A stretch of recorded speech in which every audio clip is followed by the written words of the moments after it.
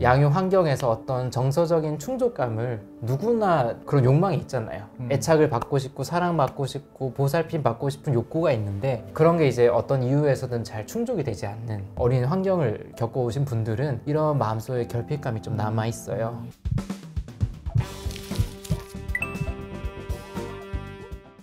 안녕하세요. 멘탈 탄탄입니다. 네, 오늘 주제는 정말 멘탈 탄탄과 관련된 주제예요. 이게 뭔죠? 정말 다이렉트예요. 20대, 30대 분들 많이 보다 보니까 사실 이제 1인 가구도 많고 퇴근 후에 집에 왔는데 이제 불이 꺼져 있고 내가 불을 켜고 들어가서 자려고 하면 이제 밤이면 세상에 나 혼자 있는 것 같고 외롭고 뭔가 빈 것 같고 이런 걸 느끼는 분이 정말 많아요. 그래서 이제 이 공허감을 좀 잠재우기 위해서 이제 많이 하는 거 이제 편의점에서 맥주 사가지고 한 캔씩 이제 마시거나 아니면은 뭐 랜덤 채팅 앱을 열어서 이제 좀 대화를 한다든지 공허감을 감당하기 어려워서 이제 자해를 하거나 폭식을 하는 경우도 꽤 있어요. 그렇죠. 그럼 어떤 식으로 이제 해결을 해야 될지 저도 되게 많이 고민을 많이 했어요.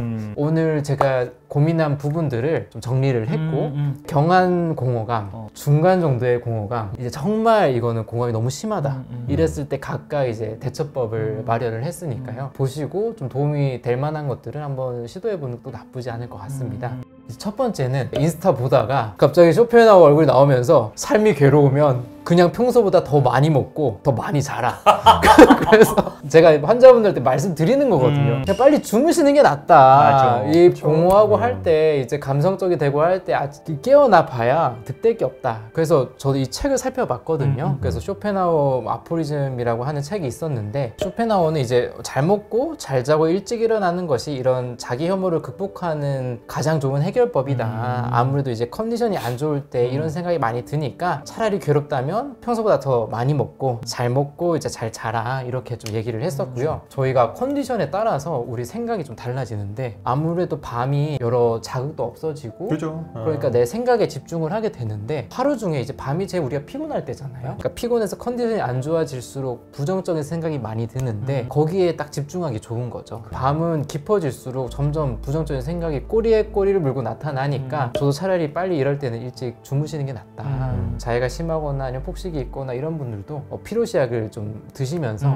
오히려 주무실 수 있게 도와주기도 해요. 다른 방법이 이제 큰 반려인형을 사는 거죠. 처음에는 반려동물이었는데 이게 동물이 잘 안 맞는 분도 있고 책임을 져야 되고 이게 환경마다 내가 사실 좀 키우기 어려울 수도 있고 그렇죠. 네, 이게 꽤 책임감이 느껴지는 거기 때문에 반려동물들 케어하시느라 또 과로를 하기도 하고 그거는 좀 대중적으로 말씀드리기 어려워서 큰 반려인형을 사는 게 도움이 돼요. 이건 이제 근거가 있는 게 우리가 애착이라는 거는 꽤 이런 촉감이랑 관련이 크거든요. 그렇죠, 그렇죠. 예전에 이제 미국의 유명한 그 심리학자 해리 할로우가 원숭이 실험을 했는데 이게 애착 이론이 좀 근거가 되는 거긴 해요. 맞아요. 그래서 원숭이들한테 이제 어미들을 좀 분리시키고 철로된 원숭이랑 원숭이 엄마 인형을 이제 놔뒀어요. 둘 다 이제 우유가 나와요. 그랬더니 어디로 가냐? 털로 덮인 엄마한테 갔었고 한 번 더 실험을 바꿔서 이제 우유는 이제 철로 된 거에서만 나오고 털로 덮인 것에서는 우유가 안 나와요. 그래도 원숭이는 이제 우유만 먹고 이제 털로 된 엄마한테 가서 이제 안겨 있었고 두 번째 실험을 하니까 털로 된 엄마랑만 지내거나 아니면 이제 쇠로 된 엄마랑만 지내는 곳이 있었는데 털로 된 엄마랑 지낸 곳에서는 원숭이가 잘 자랐어요. 근데 이제 쇠로 된 엄마랑 있었던 원숭이는 설사도 많이 하고 스트레스도 많이 받고 힘들어하는 게 보였거든요. 이걸 통해서 이제 애착 이론에서 이제 어떤 스킨십의 중요성, 촉감의 중요성을 표현을 해서 인형을 좀 추천을 했었고 그래서 인형은 또 딱딱하면 안 되겠죠. 그리고 제가 큰 인형을 말한 거는 저도 뉴스 기사를 봤는데 이제 소를 껴안고 눈물을 터뜨리는 사람들이 있다. 코로나 시기에. 그 사진 보면 이제 엄청 큰 소를 이렇게 껴안고 있어요. 어떤 농장에서는 그런 어떤 그런 프로그램을 마련을 했는데 그 시간을 이렇게 돈을 주면 뭐 1시간 동안 이렇게 소를 껴안고 있게 된다고 해요. 사람들이 이제 코로나 때 힘들었는데 이렇게 소를 껴안으면서 좀 위안을 얻었다. 포옹을 하면은 옥시토신이라는 호르몬이 나오는데 그 약간 안정감을 주고 이제 애착을 만드는 호르몬인데 그 대상이 클수록 옥시토신이 많이 나온다고 해요. 그래요? 큰 게 뭐예요? 소. 소. 재병이 형.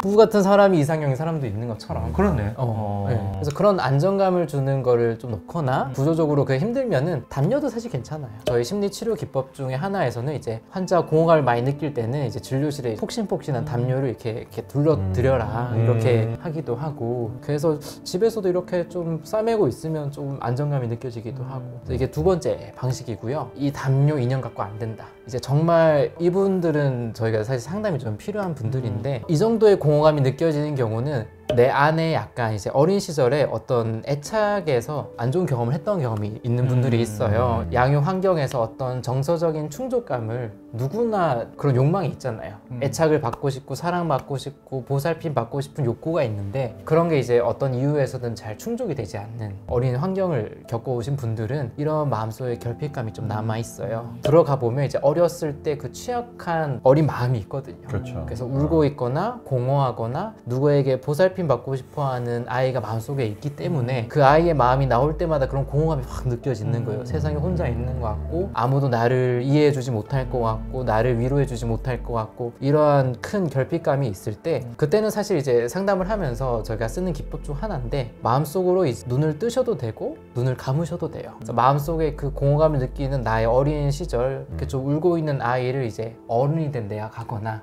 아니면 내가 생각하는 따뜻한 사람, 뭐 곰돌이프라는 캐릭터도 괜찮고, 뭐 아이언맨 같은 토니 스타크도 괜찮고, 그런 사람이 다 가서 이제 아이한테 이제 물어보는 거죠. 왜 울고 있어? 많이 힘들겠구나. 토닥토닥 해주는 거를 떠올리는 것만 해도 좀 위안이 되죠.